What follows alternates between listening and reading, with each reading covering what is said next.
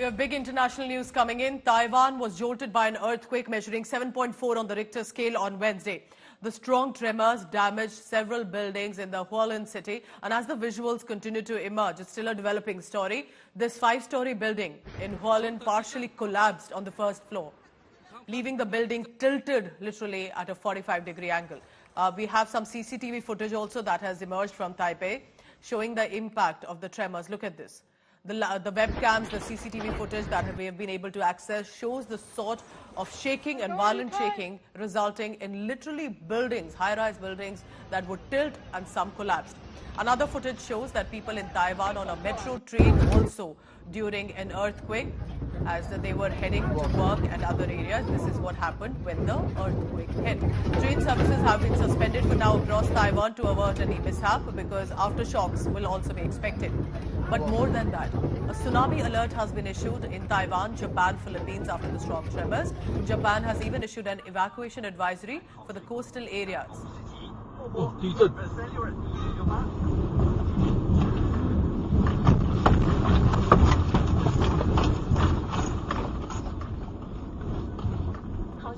And joining me now are two journalists from Taipei to help us understand what exactly unfolded in Taiwan at that moment. I welcome both of you, gentlemen. Bing Wong, journalist from Taipei, and William Young is also based in Taipei, joining us for the latest on that. Mr. Wong, I'll come to you first. Do tell us, to the viewer tuning in right now to India Today, what time did the earthquake hit and what exactly happened? What was the situation like? So the earthquake hit about 7:58 a.m. today in Taiwan. So far, there have been reports of one person that has died and 50 more that have been injured. 87,000 homes have been left without power, and first responders are still looking for more people that are trapped inside the collapsed buildings in Hualien in eastern Taiwan, where the epicenter of the earthquake is. All right, so he's also telling us the situation that's unfolding in there, and clearly with aftershocks also that I'm told have been as high.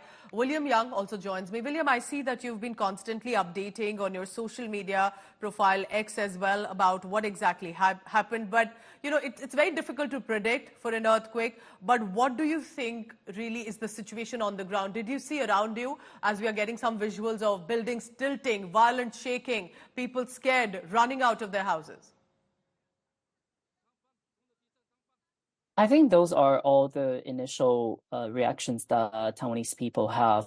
But overall, what I've been gathering and also learning from people in different parts of Taiwan are mostly Taiwanese people staying calm, going about their days, and remaining vigilant to pay attention to potential aftershocks, because the Taiwan Central Meteorological Administration has already warned that over the next 4 days, possible aftershocks between the magnitude of 6.5 and 7 could take place. And they are telling people to remain calm, but also at the same time alert about all the precautions that they should adopt.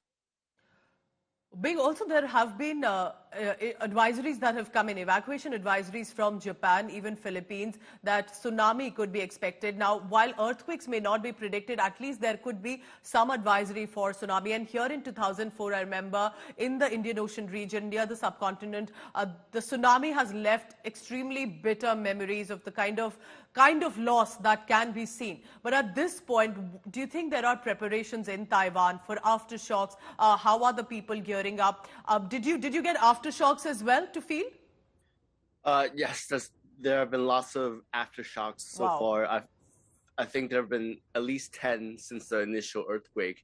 I do think the Taiwanese government is prepared to respond to this earthquake. However, the President Taiwan has instructed first responders to find people in these collapsed buildings in Hualien, where the epicenter of the earthquake was.